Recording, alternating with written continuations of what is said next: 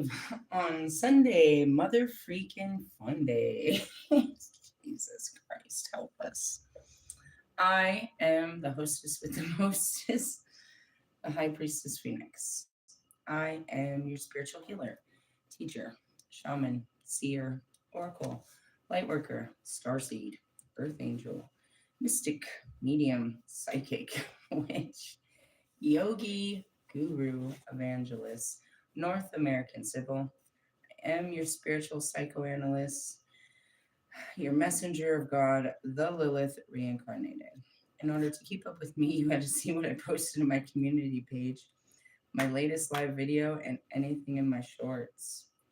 Whoosh, whoosh. Before I went to go live, I heard this and it made me laugh real hard.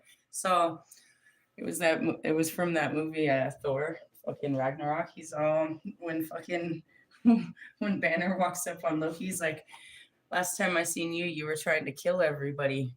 Where are you at these days?" It varies from moment to moment. Last time I seen you, you were ready to kill everybody. Yeah, yeah, yeah. That was last night. What happened? Oh, I captured an amazing fucking shadow on fucking camera. Really? Oh man, it was pretty ugly. Realistically, it was what it was. What happened? Fucking Jesus trying to get me to sacrifice my life to God, and I just went berserk. I can say that now that I'm not in the berserk, but it was berserk. Really? No, it was great.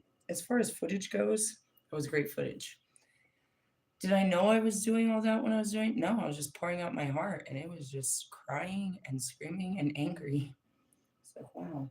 When I stopped the video, I turned off the video, I turned off the light, and I crawled in my bed and just cried for like 15 minutes in the dark.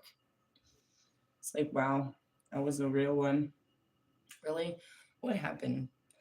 That's called transformation, but it's also self sabotaging depending if you can pull it back. Can I pull it back? I mean, can you take that back? No, not really. We mixed yesterday's videos. I mean, as far as the mean shit I said, well, it was meaningful.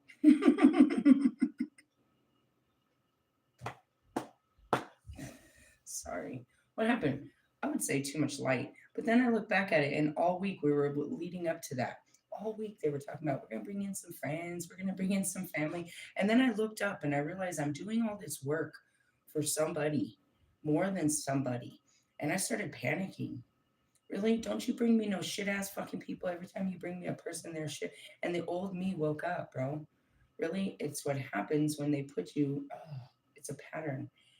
The ego still lives inside of you. It doesn't die.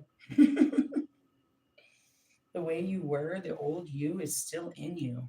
So like last night I've been here and now I'm like, I'm getting too comfortable and I want my life to be my life. And I realized that it's like, no, you're not going to be sitting around, just enjoying your life all by yourself for very long. And I'm like, the fuck I'm not.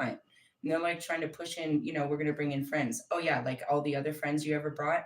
And it goes through all of this. And it's like my old self comes back and it's like, no, dude, look at what happened. Look at what happened. Hey, dude, my awakening in my soul, I'm so proud of myself and I'm so happy, but in my flesh, I'm disgusted by this whole thing. Really? I had a life. I worked hard for that life.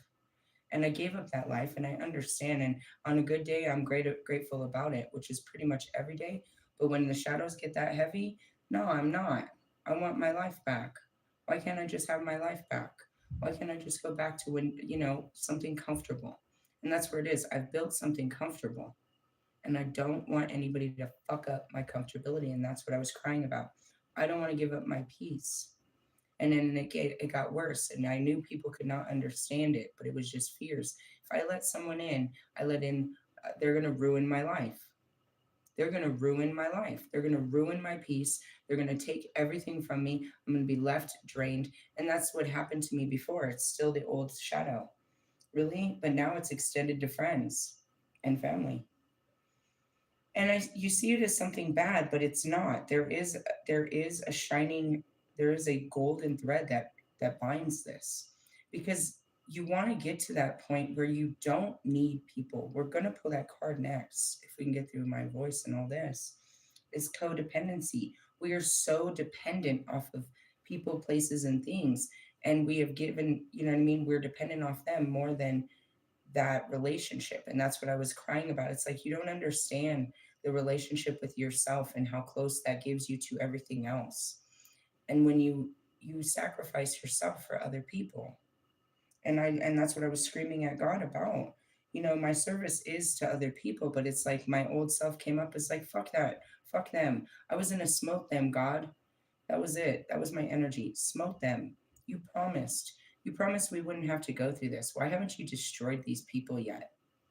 Because he believes there's still hope. And on a good day, so do I. But yesterday was not a good day for me. And that's where it is. It was actually, but that's what they do. They fill you with so much love and light that you explode and then you become real ugly. They call it apathy and shit. What is it? Just repressed memories. Do you want to know the truth? Well, there's plenty of truth to be told. But the truth of why I haven't opened my computer, I don't want to relive it, bro. I can look back now with some vague understanding that I did all the right things to get here, but it didn't feel right when I was doing it. I was fighting my mind the whole time and just listening to my spirit. And that's what it is. And that's what I do is it's like the whole time my spirit knows what's right, but my mind is going crazy and it's yelling and it's screaming and it's tearing me apart to do such things. I know I have to do this. I know that I've been preparing to let a man into my life. And that's what God said when he finally calmed down. I was waiting for him. Say something, motherfucker. I double fucking dog dare you. I waited for it the whole video. He didn't say shit. And then I went on about my day like he told me to go to the fucking, you know, that was it too. I woke up and that was a download. Go to the freaking museum. So we got all pretty. I actually wore all my bracelets. I knew something was up. I was covered in all of my pink. I was like I knew something was up. I knew it was happening yesterday. I just didn't know what it was. Anyways, and I come back and it's like I realized that I'd done all this work and that's where you panic. You're like right there and you're like you're about to sabotage. You're like, okay, no, I don't want this anymore. I don't want this anymore. I don't want this anymore. And the Holy Spirit let me fuck this up this far along. But I've done it many times where I get this close. I'm like, all right, no. And I regress. And that's what I said.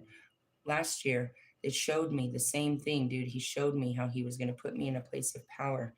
And I just completely rejected it. And I came up with my own plan to run away and live my dream in a trailer in the woods. He's reminding me that I can still have that dream and I can still make music and I can still do all this. The only thing that's wrong with this dream is I wanted this to be all, you know, I'm selfish, I guess. You can call it selfish, but you can see it's just self-preservation. I just created this isolated bubble around myself that makes me feel good. And anytime people come in, I end up getting bothered, irritated. I raise my voice. I get triggered. I just want to avoid people. Not because you're so terrible, but all the terrible things that it comes up between me and you. And then eventually I open my mouth and then it turns into madness. And I just don't want to do that. Really? He made me to not be able to be quiet. So just, I created my own quiet space. Realistically, yeah. And it all came up. It hit me. It's like, oh shit, no wait, you're fucking no. And I felt forced. I felt trapped. I felt like there was no way out. You took my whole life. You're just trying to make me do whatever you want me to do. You're wasting my life. I gave everything to you and now you're gonna make it bad again by putting shitty people in it like you always have. And that was an honest conversation that came out. Really? Yeah, it was my ego. It was my feelings, my resentment towards this whole thing and towards the people. That came out in the first video. He sends me out as a messenger and they don't even want to hear it. Nobody asks to hear your message. I never push it. I'll be like, oh, let me. When I was pushing my music, I knew ways to make it freaking blow up. I majored in marketing. Of course I know how to fucking market. I don't try to fucking push this shit. I don't give a fuck. If they want to hear it, they'll hear it. If not, get the fuck away from me. Don't challenge me. Don't question me. Don't nothing. Either learn from it or go away. I don't care. Really? There's the apathy for it. Told you Jesus didn't knock on fucking doors. Come find me if you want to learn some shit. If you want to argue about some shit, go somewhere else with that shit. Realistically, yeah. And I do see people as a threat to my existence, a threat to my peace. I don't believe people honor life in the way that I do and have respect for my life, who I am, and what I am. They want to impose their way of life on me. I don't care about your way of life. I'm only here to teach you another way in hopes that you'll start walking in the same ways as me. But standing next to you while you walk all crooked is going to make me all take me off my path. Really? Yeah. Like going back to it, dude, I don't want to listen to my dad's political opinions no more than how wonderful he feels about my brother's failures. These are argumentative conversations for me. I do not agree with you. I don't want to be in disagreement, but yet it is. I disagree with everything. I'm disagreeable. Mm, yeah. So that was the whole fight out there. Well, last night. And it carried on into this morning. I had a freaking rough morning. I want to point out some beautiful things though. One, you don't have to tell people you're a good mother to know you're a good mother. You just know that you are. So lately, I told you I've just been spending time with the kids, kind of writing them a bunch and tending to them. I made my son really, I don't even know where he came up with it, but he wanted crunch wraps for dinner. And I'm like, all right, cool. So I made a bunch of these bastards and put them away. And they were like fighting over them. They were really good. They really enjoyed them. And then this morning, it was funny. I was asleep. I woke up early with the dog. It was dark at 6. I was surprised. And I walked the dog and then I laid there and I went back to sleep and I woke up and I could smell somebody heating one up. And I thought it was my son taking my daughters and I yelled, I was like, Christian. She's like, what? I was like, oh, I thought he was eating your crunch wrap. She's like, no, it's me.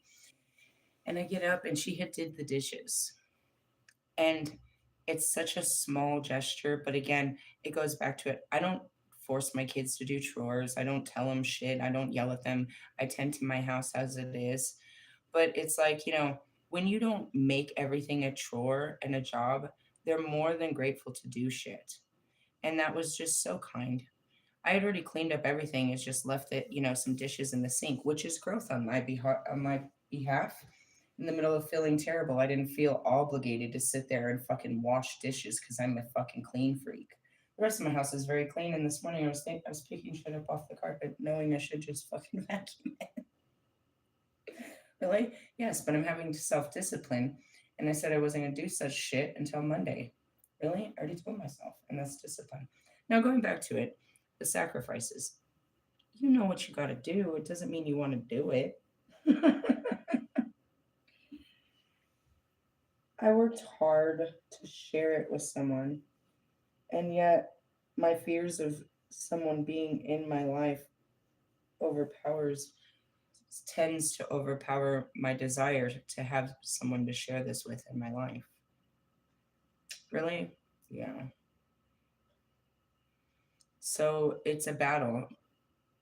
It's a constant battle. And that's where the shadow work lives.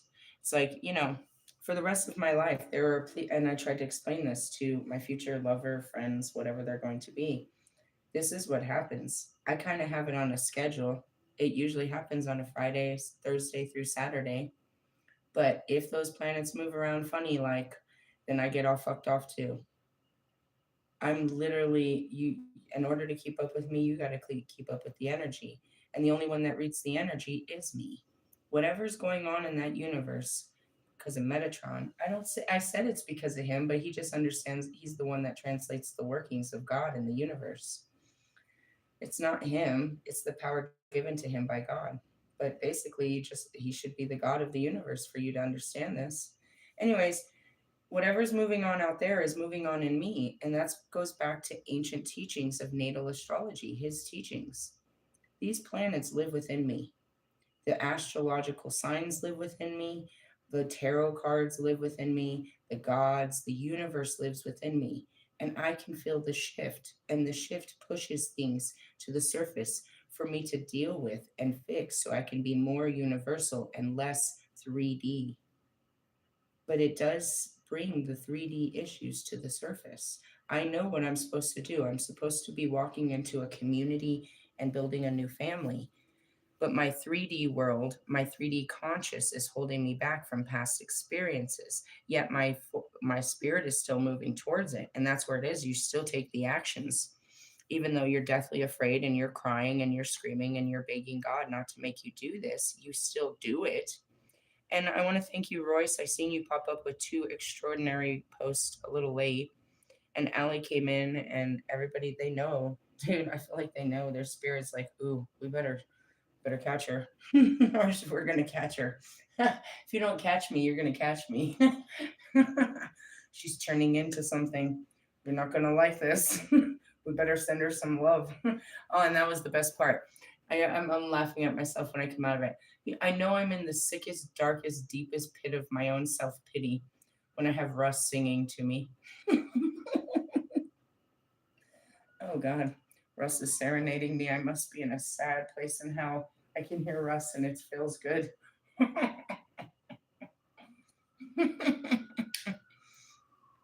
How's that work? Lucifer occupies the lowest place of hell. I think Marshall is right above there. Really, the people that listen to his music, they're in their own self made hells. Then you put Ali right there. There's a frequency of these guys when you're in the certain part of emotional hell. There's anger and rejection and wrath and all. There's a certain vibe. And then we crawled out, and then I could see the gates of heaven with Nate, and it's like, it's hard to see you when I hate myself. Really? Oh yeah, yeah. As you go through the dark night of the soul, there's always my spirit guides and the voice of these guys, which you just wish you could drown like a child in the bathtub. This is a very inappropriate joke, as is everything that comes out of my mouth. Do you want to argue about it? Get off my fucking page. Go to church. We're going to talk about Jesus now. Jesus made, and I'm almost 40 days in the fast, and I saw it yesterday when it was happening. I'm facing my own devil, bro. I'm facing my own devil, dude. My skin is dying. I'm being tempted in my flesh. That's why I did this, dude, because it could have happened so much faster. As soon as I got my house, my brain would turn back in and be the same old house bitch. Really? That's what's happening. When you get back into an environment, your brain turns back into how it acts in this environment. Really? Yeah. So that's what I said yesterday. I'm getting the hang of this, which is what? Running the house again. But along with that comes with all of the, you know what I mean? The patterns. Some are not terrible, some need to be fixed. Realistically, oh yeah.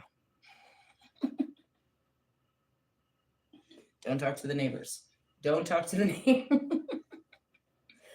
Realistically, I don't want to talk to the neighbors, bro. That's what it said. This guy asked me to let him in the other morning. And I was like, where do you live? And he's like, something, something. And I was just testing him. I was like, so what part of the building is that? He's like, you're the tarot reader, aren't you? I was like, oh, yeah, I'll let you in the building. Meaning what? They've walked past my door a million times and they've already read the sign. This other guy was like, hey, you need to take that sign down. What sign? What is it? It's on my door. It says who I am. It says I do tarot and oracles. It says that I'm Lilith reincarnated and I'm part of the divine. What is it? It's just a fucking letter I put on my door. Really? I was going to use it at a time. It's just advertising, I suppose. It's actually, and that's what I told him. He's like, they don't like you advertising your business. I was like, I'm a nonprofit organization. I'm a woman of God. It's a warning. It's a warning to know that there's a witch on the other side of that door. Really? Yeah. And I walked off. I have to tell you who you're dealing with, whether you choose to believe it or not. Really? Yeah. I'm not one of these spirits. I can't lie like the demons. I have to announce myself at the gate. Really? Hi. Who are you? Phoenix? I'm the High Priestess Phoenix. What is that? I'm basically a spiritual witch. It it goes into I'm a reincarnated soul, but we don't start there. And then we could start arguing with that. You guys are about to celebrate Jesus and the resurrection, meaning this guy came back to life 3 days. And that was supposed to be your understanding that he died for your sins and came back to show you that you are forgiven and to remind you.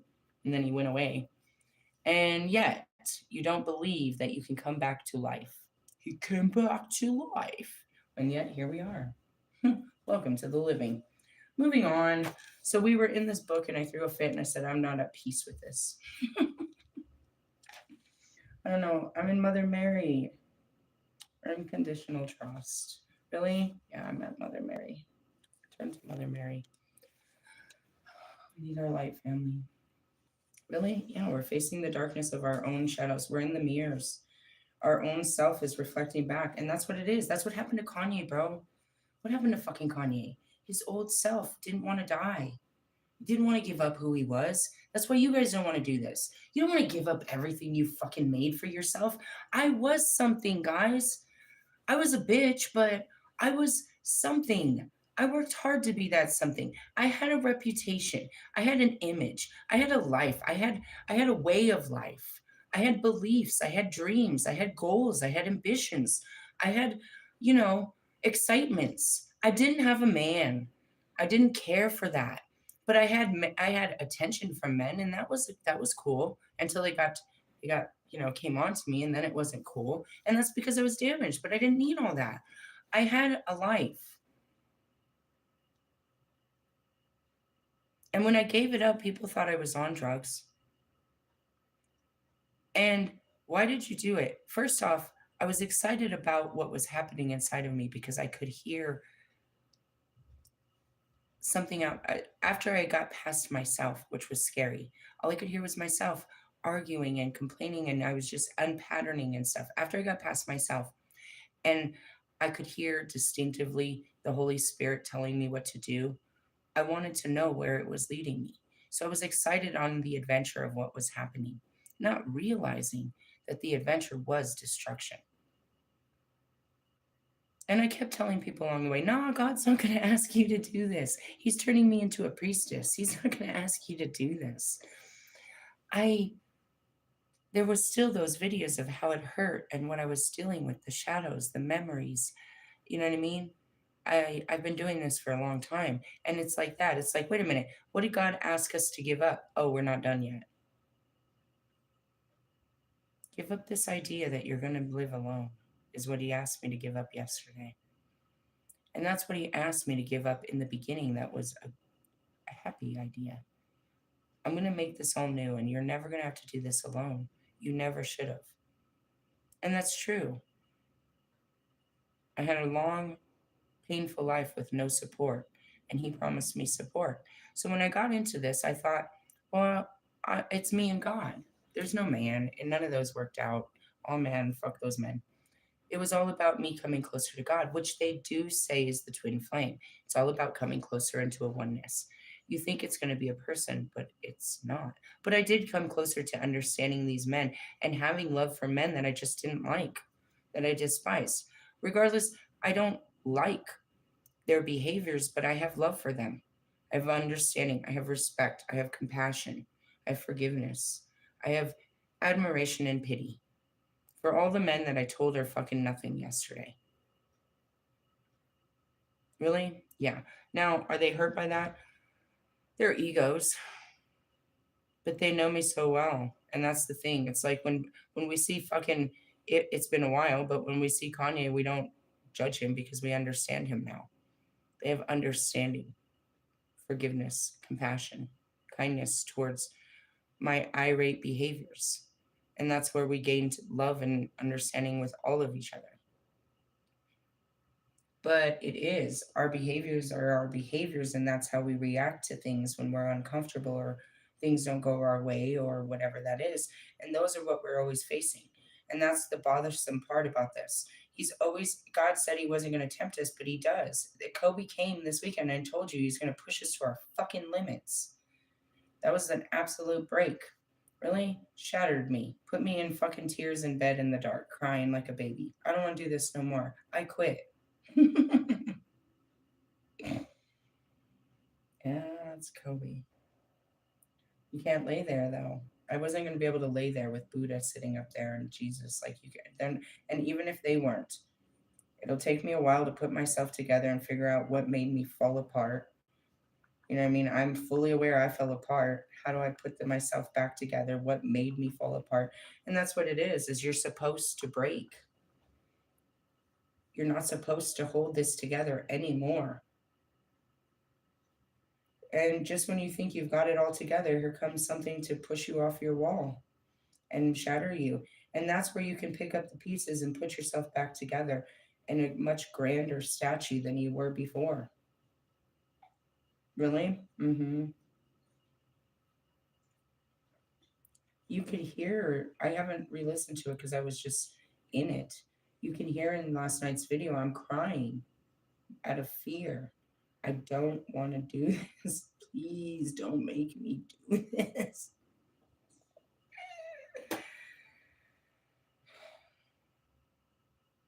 What am I afraid of? The unknown, I suppose. I'm afraid of the past. You can't really say the unknown. You're afraid of the past repeating itself, is what it is what it was seen. But God's constantly trying to tell you it's not going to be like that. Until you can believe it won't be like that, you can't get to the place where it's not like that. You still live in where that is until you're ready to step out of that. You can't prove God can't prove you wrong until you go to that place where he can show you. And even if, and that's the hard part, it's like, no, this is going to be okay. That didn't feel okay. It was okay though, right? Did you die? Just a little. Just a little. He's going to keep pushing us. And that's where it is. It's like,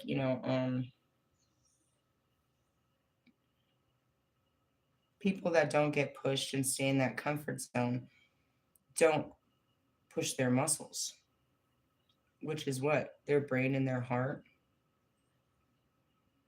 It's always about being pushed. And I try to explain that to you. It's like, oh, you're so brave.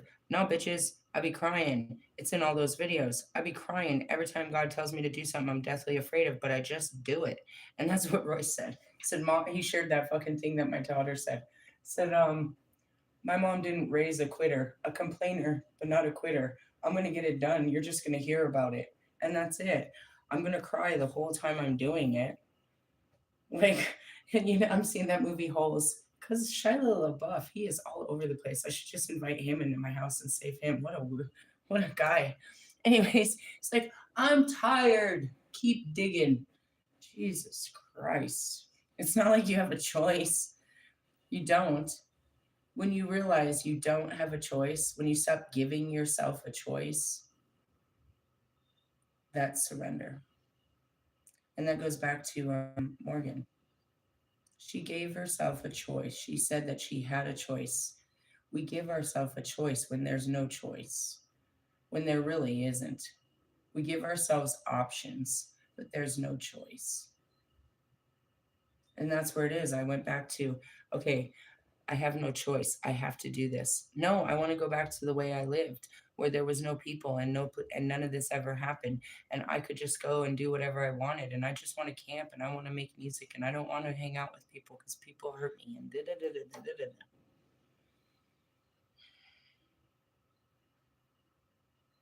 Epic, isn't it though? To capture the psyche and the conscious, the unconscious and the conscious, which is the soul trying to soothe the mind. That's what I mean. As far as footage goes, dude, I captured a fucking ghost. And I do. It's like, what was that? That was myself, my inner self. Really? Mm-hmm. I couldn't even stop it. I had to just let it go until it put me in bed. Ew. When does that happen? Oh, whenever. Bro, in the beginning, that's where I was all the time. It would just go off and it would cry and it would throw fits about what had happened to me and it would show me these terrible images and it would take me forever to get myself to repair it, to repair myself, to get out of bed. I could get out, I could take a shower, I'd go have a cigarette, and then it would hit me again with more. Yourself wants to tell you what it's been through, but it's been, it takes a lot to get to it. In the beginning, a lot of it would flow. I was just so triggered. And then it takes time. And when it comes, it's like I said, I don't fucking force the healing because it's ugly, it's painful. You know, these memories, these pain, these feelings, the thoughts. I don't pay for this shit. Jesus. Really? Yeah. Healing is ugly. And what it is it's like you're always opening the wound. What is it? Your heart chakra. I said, I can see it. It's an open heart surgery, bro. You're always opening it and letting it breathe, letting everything out of it, which is ugly. And that's what they call the devil or the shadow. Your heart is wicked, bro. It's gone wicked. And it comes out of how does it come out? Through your mind and your thoughts, which is actually, it's not even your heart, it's your mind, it's your thoughts put on your heart, and it comes out in words. Really? Mm-hmm. And that's what it is. You open up your heart, and then all these memories come out, but they're not in your heart. They're in your mind. Really? Mm-hmm. It's constant. All right, Jesus, let's get on. Where are we? I went to Buddha. Let's start with Buddha and then we'll go back to Jesus. Really? Yeah, because I went to it. Wild compassion. We bring you the blessing of wild compassion. What if a restriction now could prepare you to receive greater freedom in the not too distant future, to be able to appreciate, enjoy, and fully receive that freedom? What if growing pains now would strengthen you to be ready to receive life-changing opportunities headed your way? What if rest and time to just be at this moment would help you build your reserve of vital energy for a time in the future when you will be asked to step up, perhaps to lead or use your energy in some way to support many? That's where it is. Realistically, I got to give myself the understanding I've been through a lot and I just don't have it to deliver. And they're asking me to step back into my position. I'm like, I ain't even got it. And that's where I'm saying it. I'm fighting for just time, peace, to recharge myself. Don't push me out there. Don't push me around people. Don't bring anyone right now. I just need to heal. I just need time to, it's just, to build. I just need to tend to myself to I need to build a pattern, a routine. I need to get comfortable with what I'm in because it's like I'm going from one thing to another. Really? Yeah, I went through pretty fast. I'm like, I'm already in the future, but it's like, hold on, let me adjust to the future that I'm in. Wild compassion is at work in your life, and you can trust that it knows that you need what you need and will deliver it with excuse me. I'm seeing yesterday's reading that bothered me too. Okay, with unsurpassed grace. Also, they tried shoving a lover. I was being cool about it. I'm always trying to be cool about it, and I was making jokes and having all kinds of fun about it. But then, that's just too much. You're pushing, you're pushing, you're pushing. And that's why I said, I thought just a date, chill out with the kids, chill out.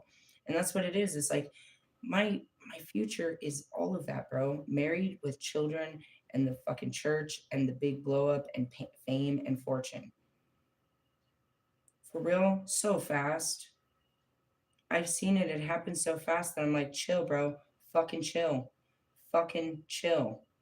Really? Yeah. And then once the money comes in, I gotta fucking go find land and start building communities. He put a heavy plan on my life, you guys. This is not funny. Really? No. And yeah, I've been working at it forever. And now it's here. And I'm like, chill, bro. Fucking chill. Don't turn on the engine yet. I know it works. Just chill, bro. Don't turn it on yet. Don't touch the buttons. I'm gonna come back and you're like, you opened the book. It's like that fucking Goosebumps movie. Who opened the book? You opened the book, didn't you? It's here. The future is here now. Fuck. Really? Something like that. Wild compassion is what is active in your life when something is a hidden blessing. In some spiritual tradition, this is known as obscuring grace. It is something that seems to be undesirable at first. and yet, in due course, reveals itself to actually be something for which you are most grateful. When a situation is happening, however, it will often seem absolutely impossible to your mind that you could ever feel gratitude for what is taking place. And that's it. My mind hates the idea that I did all this. It goes back to, man, you really had a great thing going and you really fucked this up. And it blames me, and these dudes. Really? My mind hates that. My mind hates, oh God. Anyways, my mind hates me. It hates you. It hates the world. It hates God. It just hates existence. Really? It's a hater. Really? I mean, haven't you seen it though? Put the mind to rest. Yet, if you allow yourself, and that's what I sit here all day listening to how much it hates everything and how bad it feels and why it feels that way and what made it think so badly. And I have to stop it from being such a hater and give it compassion and understanding and forgiveness for the things it hates. Really? Fuck. I hate you. Do you? My mind does. It hates you so much. I do not want to sit here listening to how much it can't stand you. I go back to Bobby. I'm supposed to meet him. And I'm like, I'm just waiting for this motherfucker to turn on and drive me crazy. And I'm ready to listen to it and argue with it about why I want to do this. It never turned on. I was waiting for it the whole time. It never turned on. I'm like, here we go. Oh, it sure had a lot to say after the fact, though. I said it yesterday. It thinks you're a fucking hick. It thinks you're a this. It thinks you're a dick. It thinks you're this. It thinks my fucking mind. Really try to mind my own business. Seriously, and that's what I said. Trying to be with Russ and fight my mind all day.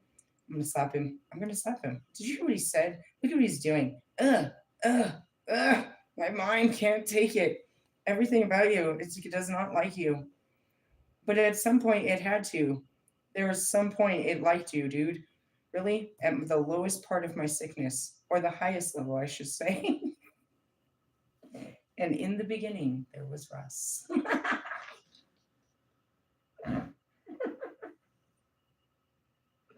I'm so serious. Doesn't matter. He's always there. Fucking sicko. All right, anyways. I'm just saying I have to elevate a couple levels before I can connect with someone like Marshall.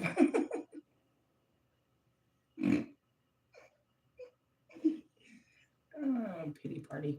Really? Yeah, shit was pretty pitiful when me and Russ got together. Only thing sadder than that is me and Bobby.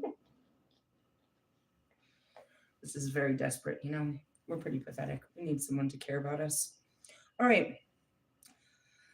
There goes NF. It's hard to love you when I hate myself, though.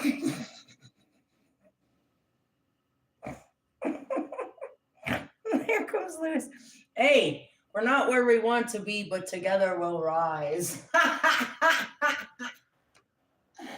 It's like we're going down on something you don't want to see, like a hairy box. Whose words were those, Royce? That's why God took away his tongue. He was saying stupid shit like that. Hey, Royce, I told you I could heal that thing. Come here. Sorry. I remembered yesterday's reading. Sorry. I'm trying. We got God's light. We'll build ourselves back up on it. When a situation is happening, however, it is often seems absolutely impossible for the mind that you could ever have gratitude for what is taking place. Yet, if you allow yourself to engage in your life's journey with an open and trusting heart, you will find that wild compassion will bamboozle your mind and dazzle your heart again and again. And it's unfailing, gracious, and tender love for your soul. And that's where I bamboozled my mind and it believes in God. I like that word. I'm going to use that once a day. Really? Yes, bamboozled. Really? Yeah, I took a risk in my mind seeing that it was good and it believes in God. How many times? I do a lot of risky business around here. Seriously, I just have to remind him that it's God and it's good. My brain has seen it enough. In the beginning, not so much. It had to see that God was real and that everything was going to be okay. Here we are again. It has to see that God is real and everything will be okay. My mind doesn't trust you, God, or any of your people. It's not his fault. It's my job to deal with the mind. Really? He deals with the outside, I deal with the inside. That's how this works. As you take this journey, you think it's okay today, but tomorrow will suck again. Why? Because I'll be right back in my mind and my emotions. Whatever lingering shadows are still there. And you know what? And I forgot to tell you. And by the way, and as a side note, sounds like Russ, right?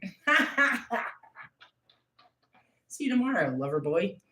All right, as you take the journey, you will come to realize that you are not just another blob of light having a life experience in the universe. I don't think anybody really understands the light. I tried to explain it to you that God's light and what we are, and that can you come stand with me at night and I'll just point to the star and show you? I wish I could rip my skin open and show you. Like, look, this is what I am. I'm a light. Okay, put it back. Really? No, I thought the light was trapped in there until one day I left the light body left the body, which means technically that means I'm soulless at that point. What was happening? They were doing an upgrade of the body. This is what I got left with. What? People calling me I'm too skinny. I agree. But that's okay because we're going to rebuild. We're breaking down the functions of this body and we're going to rebuild it. With what? I don't know, maybe muscle. we need to reset the whole body so we could put a baby in it. Really? Yeah, it's going to purge everything. Anything that's left inside of here that's no good is coming to the surface. I'm feeding off of it. How do you think I'm staying alive? Fiji's. Staying alive. Staying alive. Off what? My shadow. All right, moving on. I'm not just a blob of light having a life experience in the universe, one amongst many, not particularly known or loved or acknowledged. No, I am the Lilith. I'm the dark light. I'm like a purple light, a black light. Really? Yeah. I can see what you were doing. Ew, turn the light on. It's like a crime scene in here. Are those your babies all over the blanket? Hey guys, whoever you are, go wash your blankets today, please, and thank you. I should say the same. My dog is she's got fucking fuzzy hair all over. She's shedding her skin, all her hair all over my fucking bed. At least she's only laying in my bed and not doing it everywhere. All right. In fact, the universe loves and cares for you with such personal, intimate detail that your every need is anticipated and responded to with care. And that was it too. Like they know what's up. Really, they planned this day. They always plan the days. That's why they made me fucking cook some food before I went out. They make me do everything. Really, they know this day was ordained. They know what tomorrow is going to be too. Really, they know. No matter how difficult things seem to be at times, you will, if you keep your heart and mind open, come to realize that you are always, without failing, being served by a loving divine intelligence. When wild compassion strikes, you are going to need to delve deeper and tap into trust, into curiosity, and into your sense of humor. I know, if you don't laugh at it, because you're going to cry. You can know that only the divine can truly put your plans into absolute disarray. And if this is happening, which is absolute will for the time from time to time, then there is a good, loving, and helpful reason for it. Yeah, things happen for a reason. Really? You guys are in the bad luck. What's happening? God's teaching you stuff, bro. Really? Yes. I'm seeing my flat tires. You guys realize that a flat tire is just a flat tire, but you've seen the immense teaching he taught me over each and every flat tire he gave me. He used that opportunity to bless me big time each time he gave me a flat tire. Somebody else sees this as an absolute disaster. And it is scary when it happens. It happened to me in all kinds of places. How many times has he done it? I think I've had like 5 now, at least 4. It's funny when you think about it. No, it's fucking terrifying. But he always showed me that he was there. He did it on purpose. Do you remember what happened in Vegas? God, that was weird. I was crying. I had another one of these kind of meltdowns.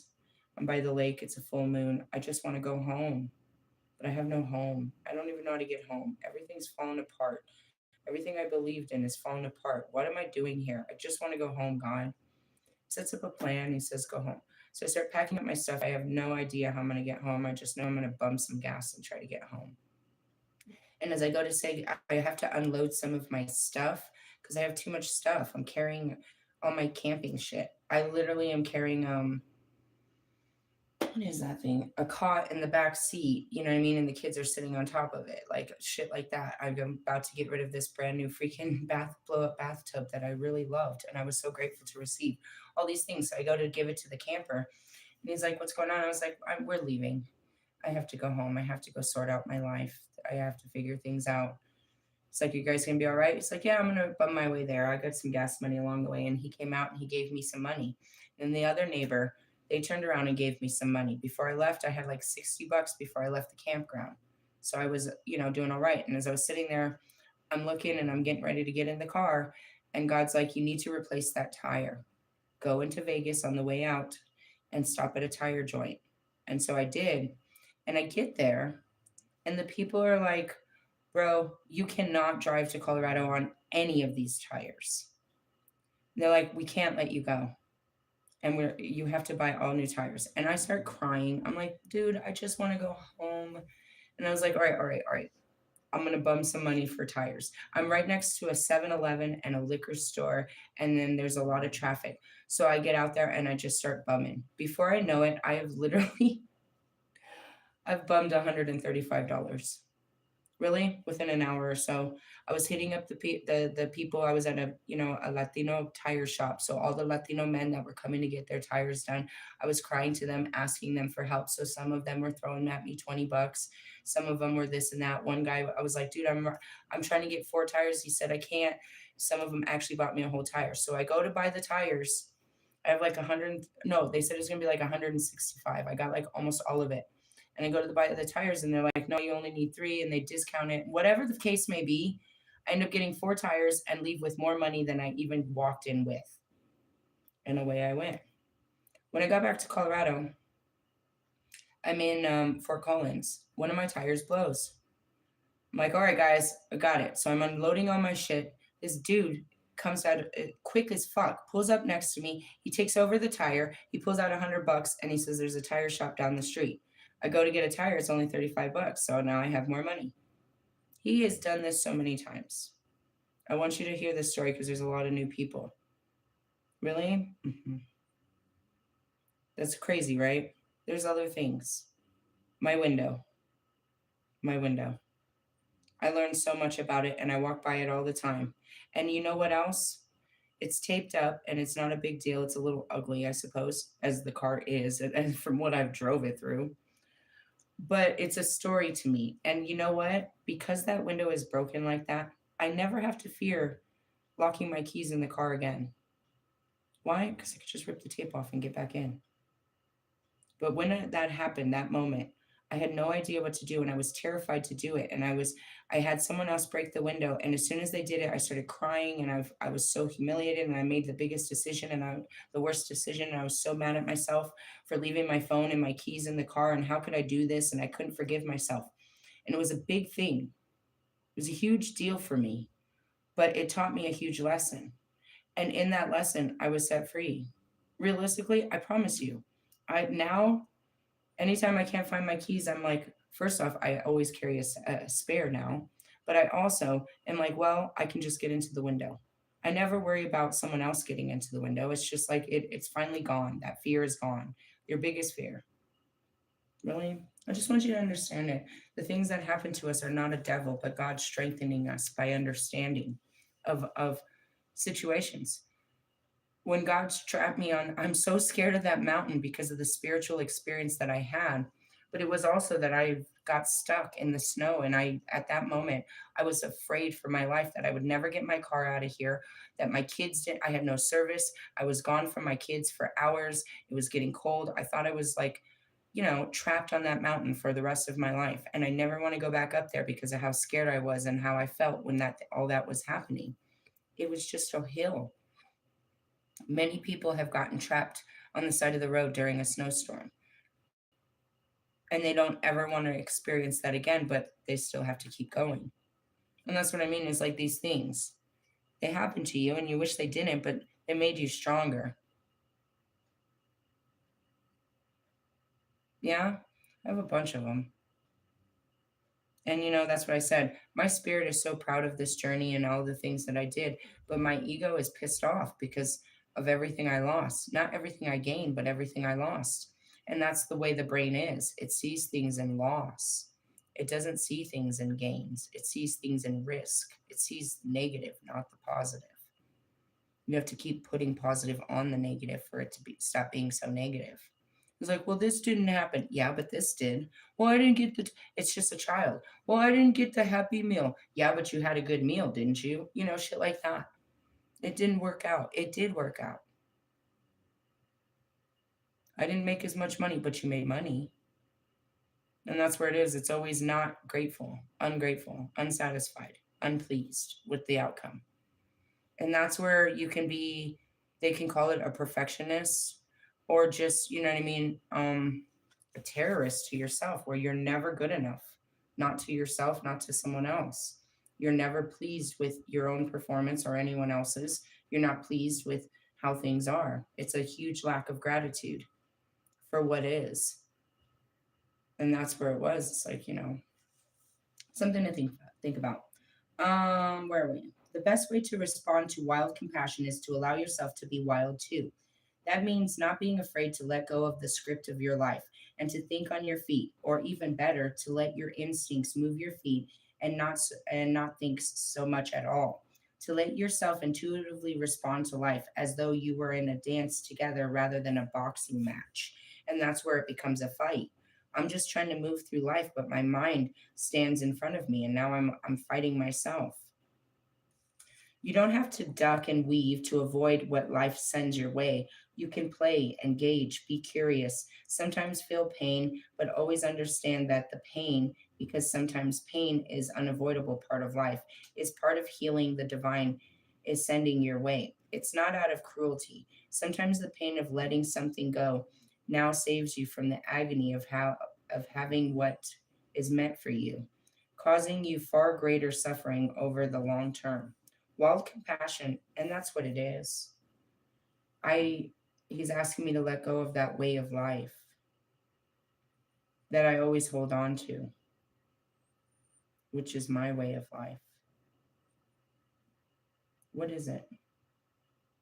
The real word that he wants me to say is isolation. He doesn't want me isolated. And I told you I've been avoiding this. That's why I hide on YouTube. I don't want to be God's little fucking gift to the world. Go find Lucifer. Go find your little morning star. Make him. You love him so much. Go make him fucking all prideful and joyful and all that. Really? There was a reason that I was hidden. I stayed hidden. Really? Yeah. You had to go seek the goddess. She doesn't just come to you, bro. No, you have to be. Even those men that shared it in that video, that's what happened to Wolfman. He found me. He was seeking the dark goddess. There's no way he could have ever known I was alive.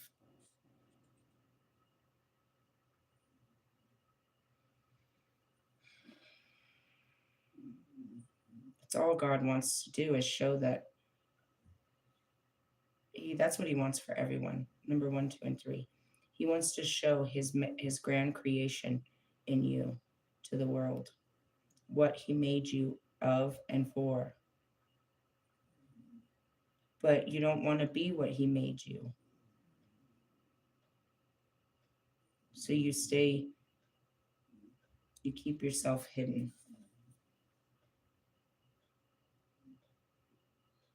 Why don't I want to do this? Because I don't want to hear the judgment. I don't want to go with the battle of this. I'm stepping into a huge battle.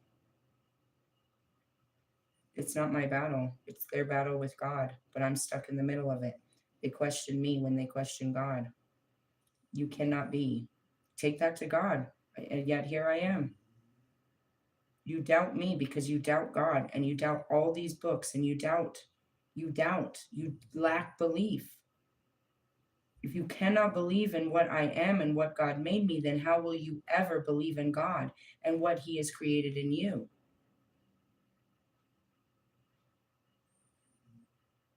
I'm hearing that song. She only comes out at night. Oh, God, shut up.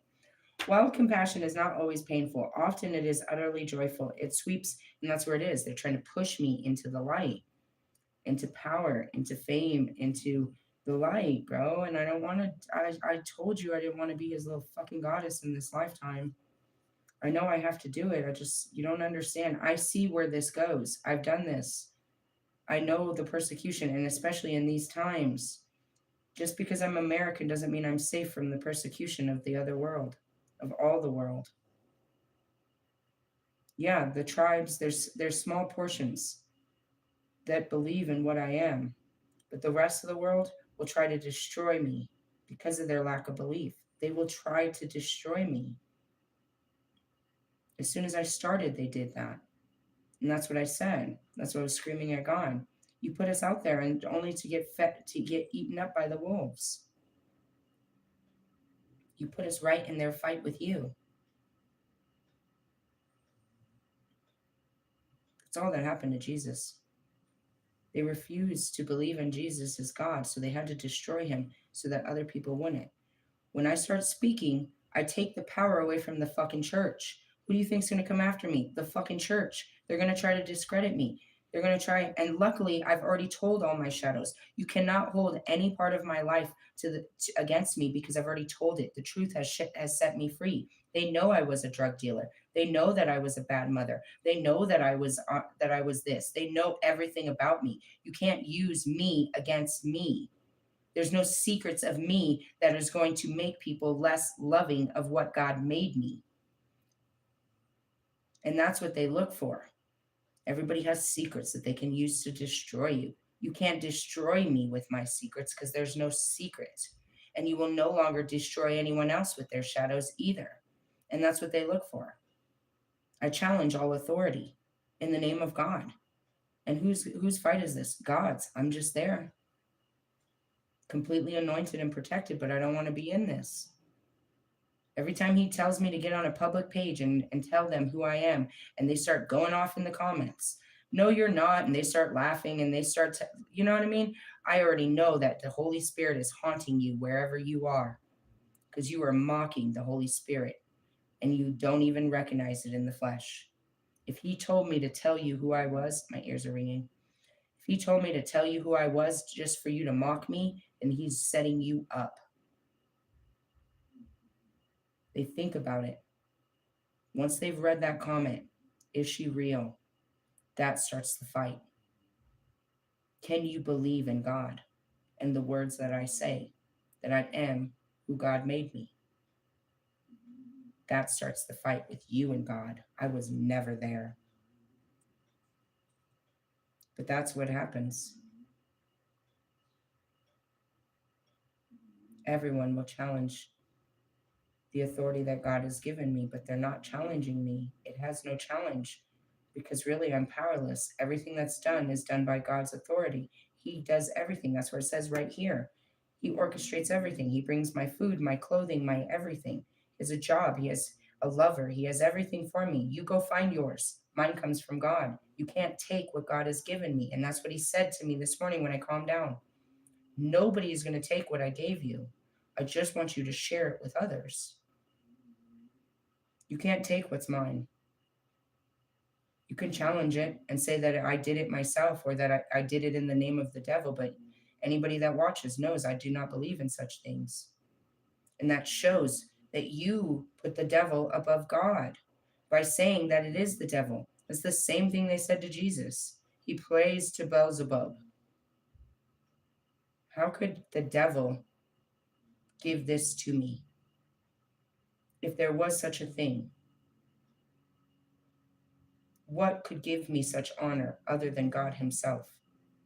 Jesus didn't have big pockets. Just want you to understand it. I've always known what it was and I was working towards it, but then the closer I got to it, the more I didn't want to be in that position.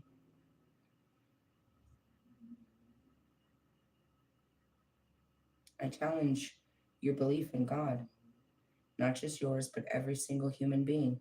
And once that God has made me, the entire world know of me, now the war is between good and evil inside of you.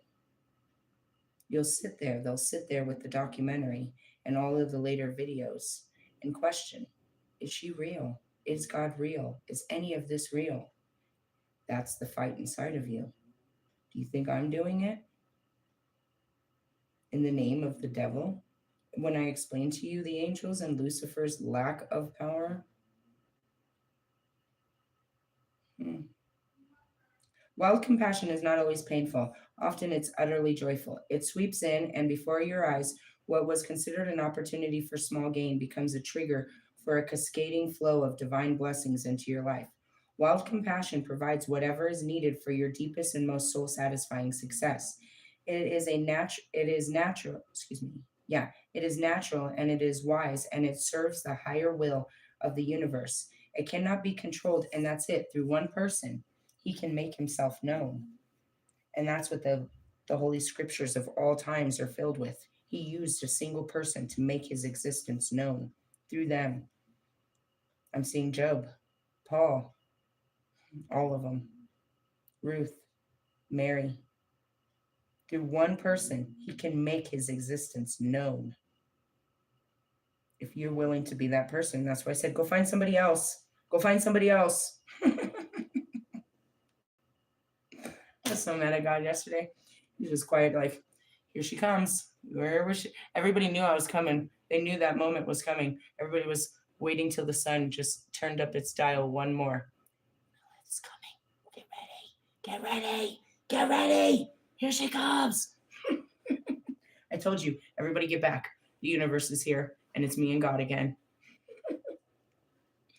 It cannot be controlled by the mind, nor it often understood by the mind, except in hindsight upon occasion. Your mind has no idea what's going on.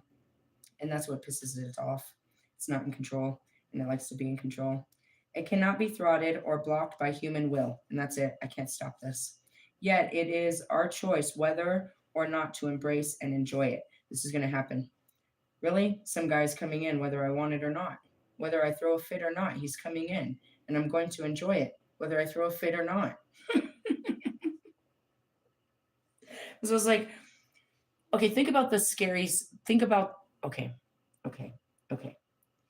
Let me show you worst case scenario.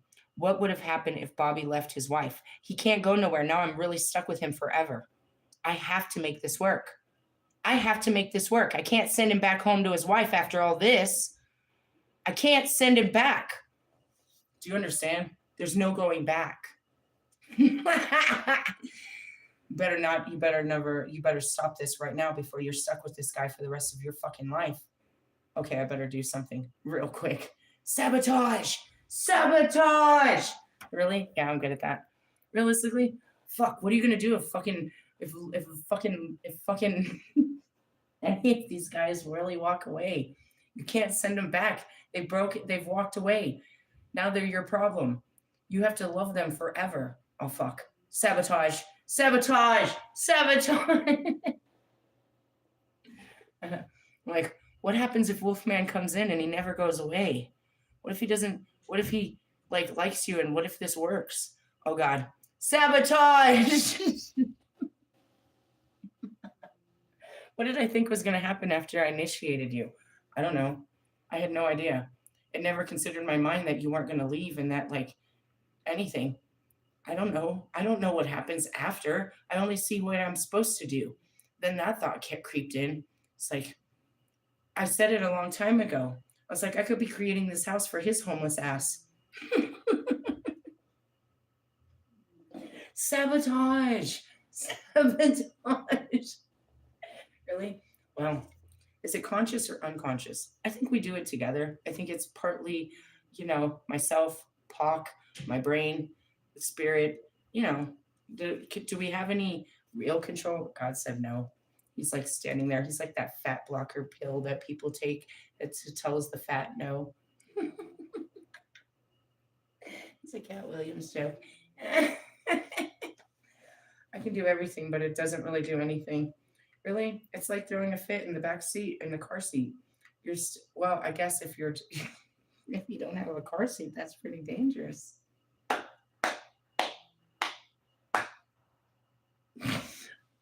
Holy Spirit's got jokes. It's not funny, dude. I got into a big ass fight over that fucking stupid car seat. I keep getting into fights with people over a car seat. If you don't show up to my house with a car seat, if your kids are bouncing around, these are just things. Obviously, I've been holding on to this since forever.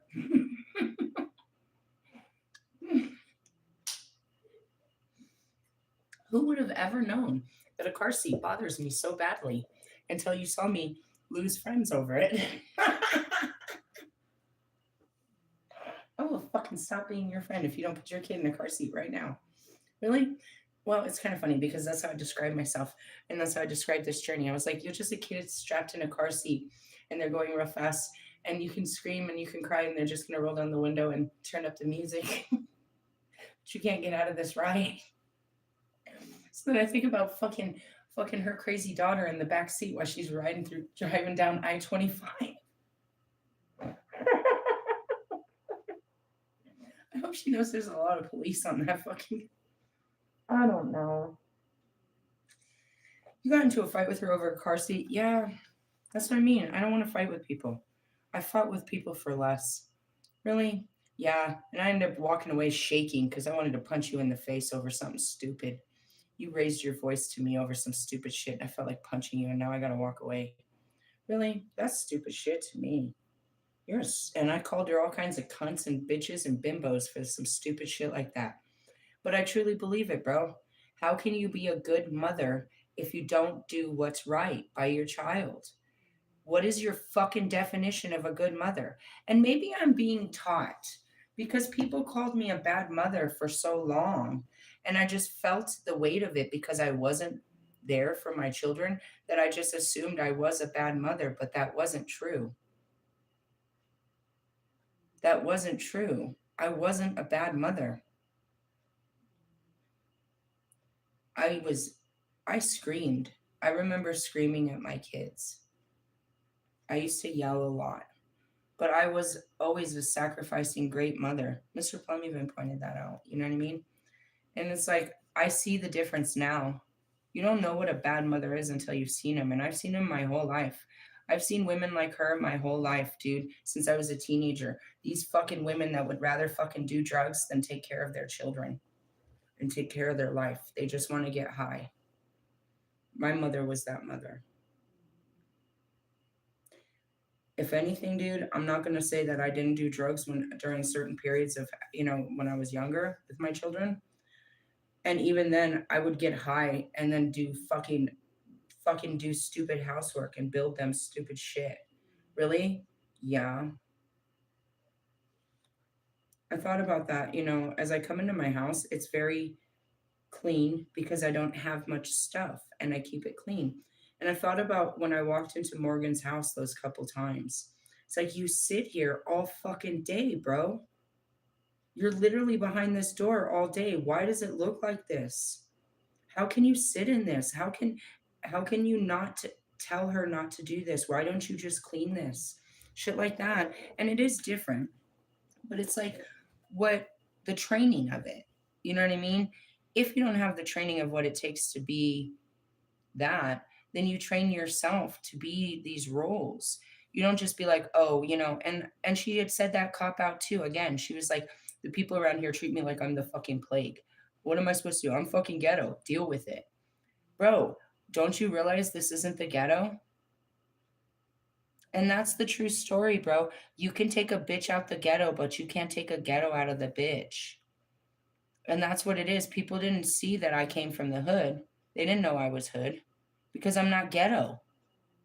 Because I'm not ghetto, but I was in the biggest ghettos of fucking California and Mexico. Seriously, I'm not ghetto, but I was in the ghettos with ghetto ass people.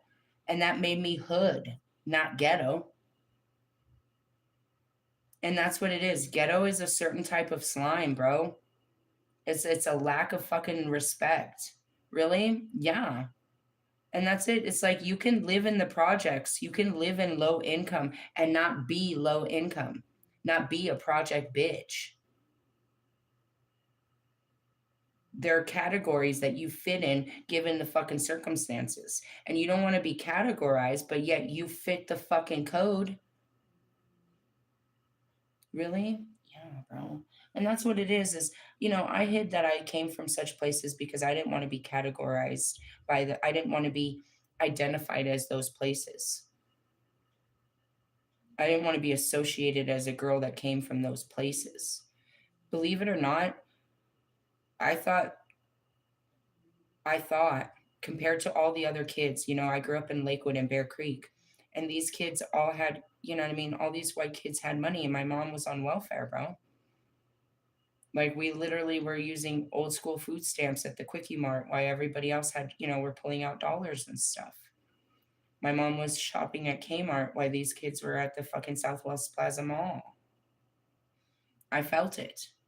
And yet, what was strange is I felt the low class in my very high class neighborhood. I felt that we were low class, but when I got to California, I saw what low class was and even lower class. And it wasn't about the struggle of how they lived. It was about the mentality. Really? I felt like we were lower class because we didn't have the nicer things, but I saw what low class was when I saw the mentalities of people. It wasn't about not having nice things. It was about the people and how they project themselves and why they're in particular areas. And that's because they feel justified being this type of person around people like themselves. So, a person like myself that grew up in poverty, we excel past it and we don't want to be affiliated to it or known that we were ever poor because there's a certain condemnation that goes with poor people. Oh, you grew up over there, that means you're ghetto. That's not true. That's just the best that our family could afford. We weren't the people in the parking lot putting together fucking stereo systems. We never sat on our porch drinking fucking beers. We never did any of that shit. Loud ass fucking cookouts and fucking domestic violences and all of that shit. That's ghetto fabulous shit, bro. That's the hood. But, just because we lived in the hood didn't mean that we became ghetto people. We still washed our ass. We still walked with a certain code of conduct. We still paid for our meals. We still, you know what I mean? We didn't become desperate because of we lived in around desperation. People that were desperate. We didn't become like them. We tried to help them along the way, and that's the difference.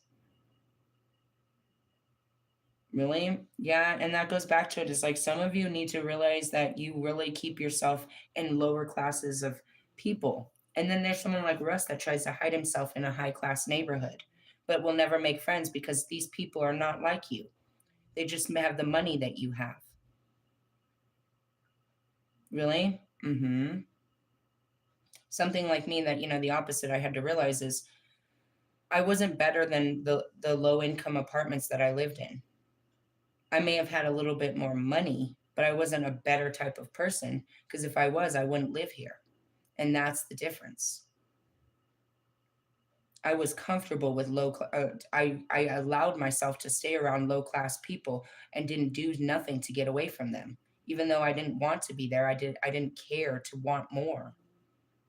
I didn't believe that I deserved more. I didn't work harder to have more, which was a better apartment complex. I deserved a better complex. I deserved peace. I deserved to be able to pull out my car without somebody always behind me. I deserved to come out my door without some tweakers always in my business. I deserved to have a pool, to have, some freedoms without everybody. I deserved to feel safe. But I didn't know that. I just put, I sacrificed for what I could take, which was desperate. When I got that apartment, I was desperate. This is all I could get. And I guess I kept that desperate mentality forever. And I had money in the bank and I had a great credit score. I could have moved the fuck out of there. The fucking eviction was way off of my list. I could have afforded more, or maybe I couldn't have. Just knowing that. Really? Yeah. Where's this all coming from? I don't know where we even started. Wild compassion provides whatever's needed for your deepest and most soul satisfying success. It is natural, it's wise. We read all this. It cannot be controlled by the mind, nor is it often understood by the mind, except in hindsight upon occasion. It cannot be thwarted or blocked by human will, yet it is your choice whether or not to embrace and enjoy it, even if we find it mysterious or resist and fear is working in our lives. For those reasons, you can trust it completely.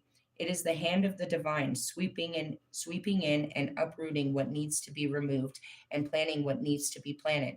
It might be stark at times, but it is always loving. And no matter what you believe at that time, eventually you will be grateful. You have a lot of regrets. When you do a tower, when you go through a tower and you get rid of something, you really regret giving this up. That's what I mean. The ego death, it's easier to do the physical work than it is to do the mental work of what this meant. Giving up my music was easy to do in theory. It was easy to just stop, but it haunts me all the time. The never knowing of what it could have been, and my imagination of what I thought it would be, and it just ended like that. And that's relationships, jobs, this. It's like I really thought this was going to work out. This could have really worked out. I'm saying Target, bro. Target was the easiest fucking job any I why would I fuck that up? It was so easy. I could still be making fucking $20 an hour fucking around. It was so easy. I could have made that a career, just fucking around. No, they would have probably tried to get me to do something more challenging at some point. But realistically, you see it and you're like, well, fuck. I really thought that was going to work out. You just needed it for, that's where you have to understand cycles. Things come for just a time. And you want it to last longer, than it's time. I'm going to do a healing here. All right, let's invocate it. We call upon the crystal angel of Period and ascending master Buddha, who loves us unconditionally. Thank you for divine healing, blessing of compassion. We open our hearts to loving intervention and decisive action of divine will in our life. May all beings be blessed with wild compassion through tenderness and mercifulness or merciful grace. Through our own free will, so be it. Where is this one? The crown chakra. Well, I'm sure my crown chakra is loaded. Hold on, let me do this. What am I doing? I'm charging it. I'm projecting my energy from my head into the card. I have to focus. Give me a second. It's funny because it's not coming out. It's going green. It's coming out green. Why? It's flowing straight from my heart. It's coming out green. It's not coming out indigo. That's cool. All right. I choose of my own free will through this and any lifetime and through all layers of my being to surrender any resistance to the unconditional love of wild compassion. I open myself up to life, vulnerable, trusting, and delighted with the divine intimacy of unconditional loving connection to life and to the universe. Through divine grace and unconditional love, so be it. Okay, focus on that. May wild compassion bring joy to the hearts of all living beings, according to the divine compassion and in service to the great divine plan of love unfolding, so be it. And your affirmation today: I am blessed with wild compassion, and I trust in the unconditionally loving intervention of the divine on my behalf. My life is wild and free, a faithful expression of my soul blessed by grace. It makes sense why we went to Buddha before Jesus, because we need compassion in order to have sacrifice, to make the sacrifice. What do you need? Trust. And that's what Mother Mary gave us. We have to trust in the process. I have the process for those of us that have been walking. They've seen the blueprint. They see that it works, but it's a long process. You can heal certain areas of your life quickly over a weekend or over, just cutting some shit out of your life. But the real hard shit, the real reprogramming of your behaviors, your way of life, the way you think and judge things, that takes time. But that's what starts this adventure. It's a journey. And as fuck, I always ask, when does it end? The journey is a marathon. There's times when we rest. There's times when we run hard. There's times when we just sit there and cheer for other people. But it's an adventure, and it happens every day. Every day brings a new adventure of the internal.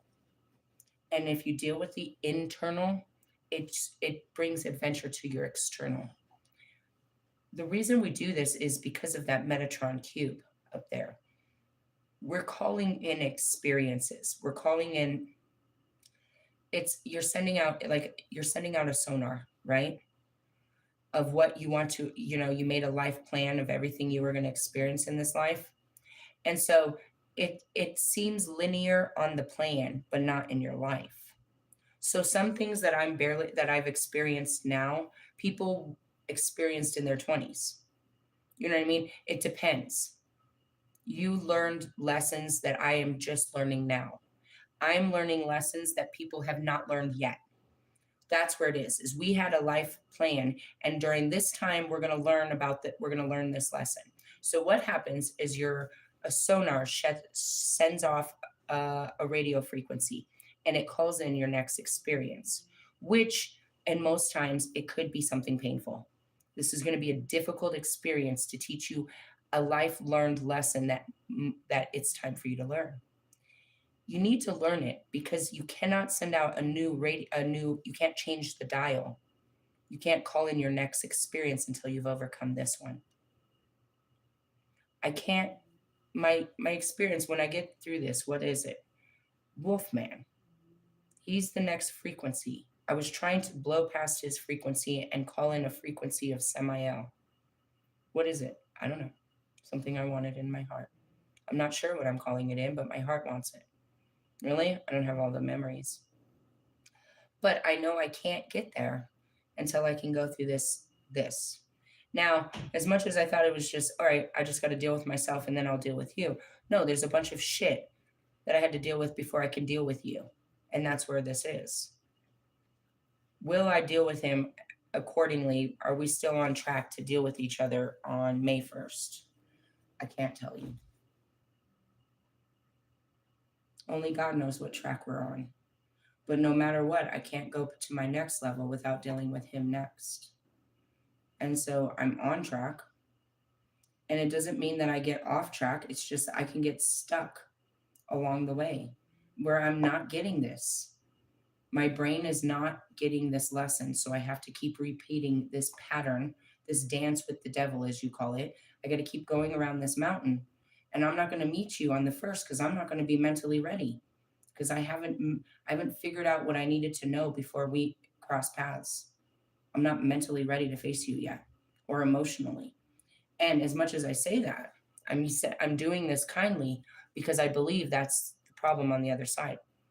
He's doing all this physical activity. He's worrying about his outside world. Is he doing the mental and emotional healing that it takes to align with me? I told him in the beginning, if you want my powers, I'll give them to you. If you can meet me on an emotional level, fine. And realistically, if you can, then you don't need them from me. So that's the point, is to get yourself activated to the right level. And all I do is take you to the initiated spots and do the initiation. What comes from that, as far as they'll let me see, is a spiritual partner. And that's because I choose not to see him as anything more, and for all obvious reasons. Could it become more? Possibly. But if I allow it to in my head, it becomes fearful. And I'll destroy a spiritual connection because of my fear of a 3D connection or of a intimate connection. Really? If I start thinking about being his friend or his lover, that's going to fuck up the idea of him just being a spiritual partner. Really? Yeah. I'm keeping it separate because I need to. When I start thinking about men in my life, it turns into a sour thought. I can't think about it. And if I do, it just turns bad. And I end up hating you before I even met you. And it has nothing really to do with you. So I just try to keep the thought out. And that's what it means, is not judge a life's experience, just let the experience happen. I don't want to think about what it would be like to be with you. I'll be with you and find out what it's like. Because if I think about it, I'm only going to be able to come up with what has already happened to me.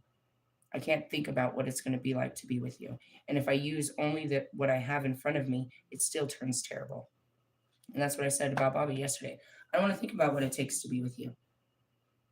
Why? Because it turns into a terrible thought. I'd have to accommodate this and this and this and this and this. And you need this and you need this and you need this. And that's Russ. Imagine being with Russ. I don't want to think about it. Why? Because it turns into a terrible thought. I don't know what it's like to hang out with Russ. I'm going to leave it at that. Because in my mind, it's a terrible idea. It's never a good thing. I don't fantasize about spending time with you because it turns into a terrible thought. Doesn't mean I don't want to spend time with you. I just can't think about it. Does that have something to do with you? A little bit. Your life is triggering. Is it fully you? No. It's basically my life, my experiences, my past experiences darken my light future. I still have to work through it. I have to peel it apart. Really? Yeah. It's like I spilled candle wax on this screen. I have to scrub the screen off. Yeah, I'm gonna stop there. Why? My tummy hurts. I need some protein. Something. I'm getting hungry. We're almost there. Really? Yep. I'm gonna make a big pot of cream and mushroom soup that I've never made before. I hope I make it right. It's gonna taste good no matter what because I haven't put anything in my belly forever. It's not gonna be like, oh my god, this is disgusting. Whatever I put in my stomach is gonna be the best meal of my life at that point. Anyways, I'm a great teacher, but the reason I'm a great teacher is because I can show you. I lead you through it. And I don't just tell you what it is, I fucking show you. I show you, and that is something you got to see to believe. So, where are you at? I'm just trying to rebuild myself and be open to receiving a lover and friends. I wasn't. I shut myself down to the idea yesterday. I got to reopen this idea. That's all. That's what happens. You don't shut down? You never seen somebody shut down before? I do it, and I do it often, and it's okay. And it's not supposed to be, you know what I mean? It's supposed to be forgivable, and you're supposed to have understanding. It'd be weird if you didn't know why I was acting like that, and people didn't. People didn't know what was up with me. I had a personality disorder, and I would just shut down, go berserk like that, and disappear. Everybody told those stories for a long time. I would find people from the past, freak show, what happened? People, oh, you just went crazy and then we never saw you again. You just started talking all this crazy shit and then we never saw you again. Sounds like me, huh? I didn't know what it was. I didn't know why I would go crazy and just start talking shit and disappear. I know now. I know now. But that's only because I've done it a million more times since then. I didn't stop it. I had to let it go. You don't stop your behaviors. You don't even know what they are. You have to watch them play out forever until you can stop them. Really? Yeah. I'm guided to take a rest. Yeah. Yeah. On top of everything, God woke me up with the moon cycle. So I'm lucky to be standing here. But my insides are gonna kill me after a while, so I'm gonna take a rest, have something to eat, probably take a nap. I do need to do a Lumerian card. We'll finish up this card. I'm not gonna do the words of Christ because we read them. We read chapter on Friday night, I think it was, maybe even Saturday night. I did. I did a whole teaching on Christ. It leaked in. No, it was Friday night. So we're gonna do a Lumerian card, probably my favorite card. I don't know if we'll do any religious studies today. We just had Buddha and all of that. Really? I don't want to. We'll see what God tells me to do. But right now, all I got to do is a Lumerian card. And I can pull it actually if you want to see it. We do them in order. What is this? This is the 10-day energy. I always have to do one on a Friday. I mean, on a Sunday. I didn't do one last Sunday. I didn't do any cards. I don't think I did. Did I? I don't think so. No, it was snowing and I just moved in. Where are we? See? Jeez. New blueprint. That's what we're doing. And this is the cover to the book, Our Ancient Future. This is the cover to the book, is this card. Really? Yeah. You can buy these cards. These are the Lumerian cards. We go in order, one after another. We're just going through phases of it. Most of our cards, we do that. Same thing is with the tarot. If you're going to buy a tarot, I encourage you to take the journey one card at a time. Learn with the journey. The more you take it like that, the more you realize what each card means in your life because you've seen it play out multiple times. Oh, every time this card comes, it fucks me up. That's how we learn. Oh, unless you're a tarot reader and you just study the cards. Yeah, we're getting a new blueprint. And that's where it is the old way of living isn't going to work. It got us this far, but that's not healthy. It kept us alive. We lived off of baby food. Oh, dude, I'm going to do it. I'm going to do it, bro. What? I said it when I was at the store. I was like, dude, I think I'm going to get some fucking baby food. Really? It's technically liquid. And the banana one is the best. Really? Yeah, it sounds delicious. We lived off of baby food, but now we have to, we're getting pushed out. That's that transformation too. You have to spread your wings.